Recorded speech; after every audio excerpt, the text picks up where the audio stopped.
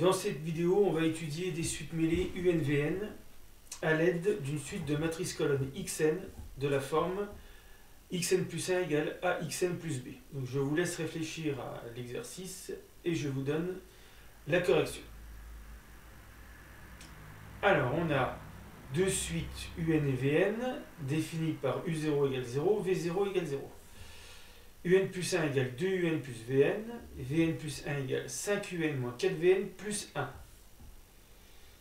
Alors, on cherche déjà en posant, on va réécrire sous forme de système, ça sera plus clair.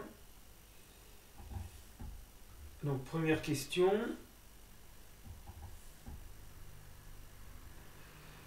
Alors, UN plus 1, VN plus 1 égale. Donc on revient au système 2UN plus VN, 2UN plus VN, donc plus 0. Et puis VN plus 1, 5UN moins 4VN plus 1. 5UN moins 4VN plus 1.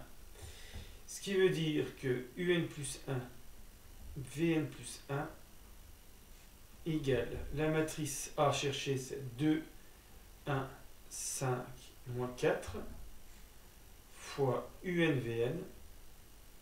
Mais il manque, si on fait ça, ce terme-là qu'il faut rajouter, c'est la matrice B plus 0, 1. Voilà.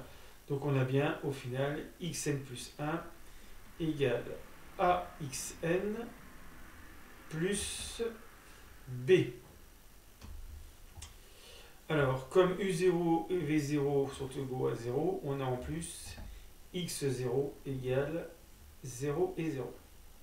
Voilà, ça vient de ici, cette ligne, et du fait d'avoir posé xn égale un vn. Donc on a déjà résolu la première question. Xn plus 1 égale axn plus b. Voilà, avec A égale 2, 1, 5, moins 4 et B 0,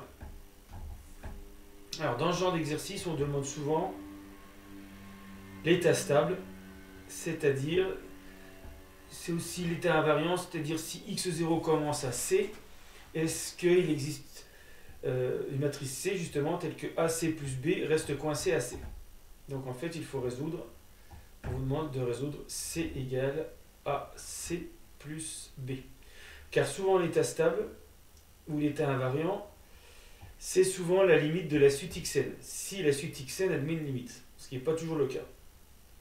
Alors pour résoudre ça, c'est toujours pareil, on écrit C fois I moins, alors c'est plutôt I fois C, si je veux pouvoir factoriser, moins A fois C égale B, si et seulement si, I moins A fois C égale B.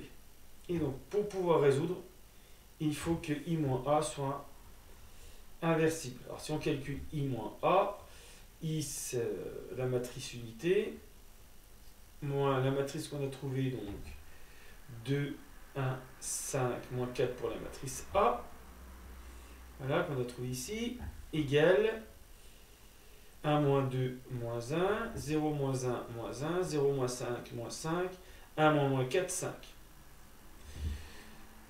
Elle est inversible parce que si vous faites le produit en croix, moins 1 fois 5 moins 5 par moins 1, ça fait moins 5 moins 10, qui est différent de 0.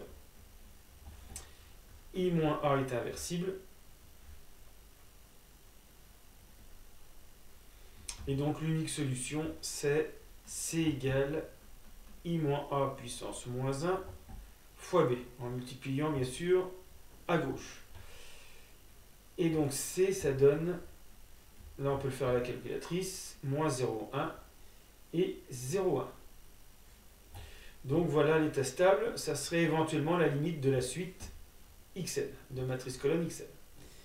Troisième question, on va se servir de C pour transformer xn en une suite yn qui va être géométrique si on veut pour les matrices. Donc troisième question.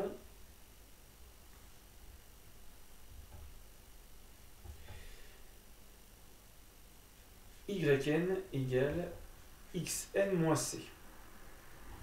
Alors, c'est simple, yn plus 1, ça ressemble à ce qu'on fait avec les suites arithmético-géométriques. C'est xn plus 1 moins c. Xn plus 1, c'est axn plus c.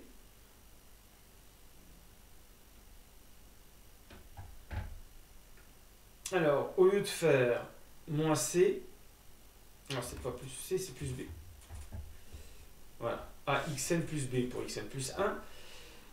Alors, au lieu de faire moins c, ce qui ne donnerait rien, on va se servir du fait que c est la solution de cette équation. Et donc, on va remplacer c par ac plus b.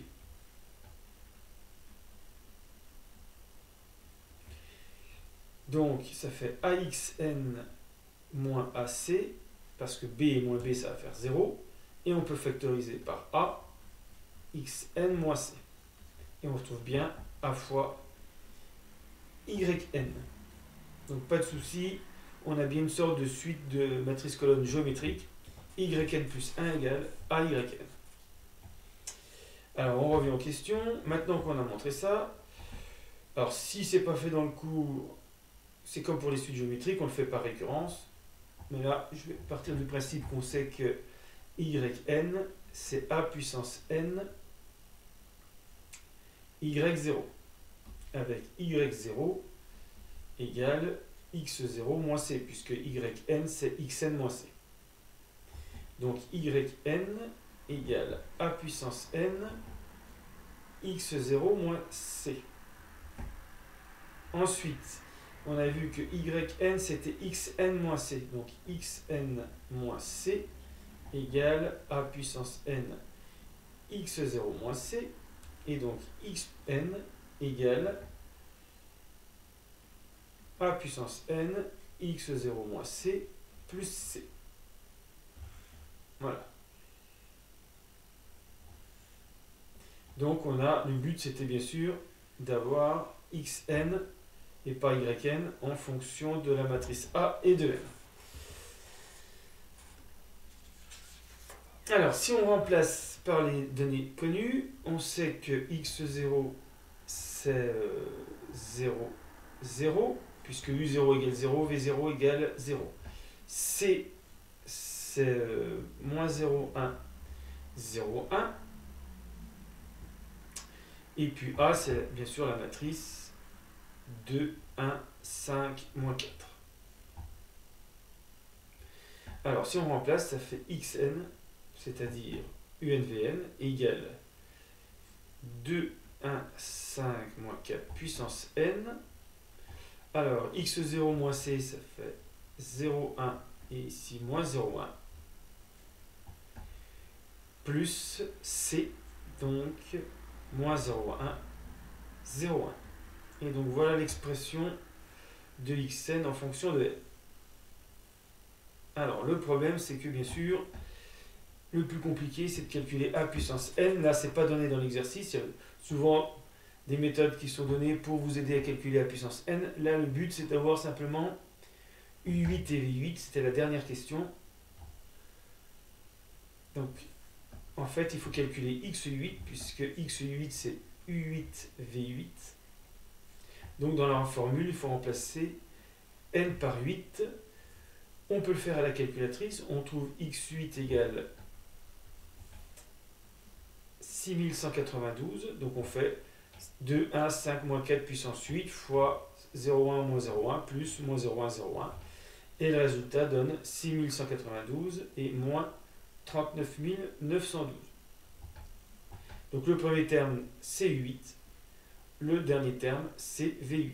Manifestement, il semblerait que la suite x puissance 8, x indice 8, x indice n n'est pas convergente, et donc les suites UN et VN semblent ne pas être convergentes. Sinon, leur limite, ce serait C. Voilà, donc c'est pas parce qu'il y a un état stable ou invariant qu'il est la limite de la suite des matrices colonnes. Voilà, mais là ça permet de calculer rapidement cette formule I8 et V8. On pourrait calculer, mais ça augmenterait assez vite sans doute, U1 10 100, V1 10 100, etc.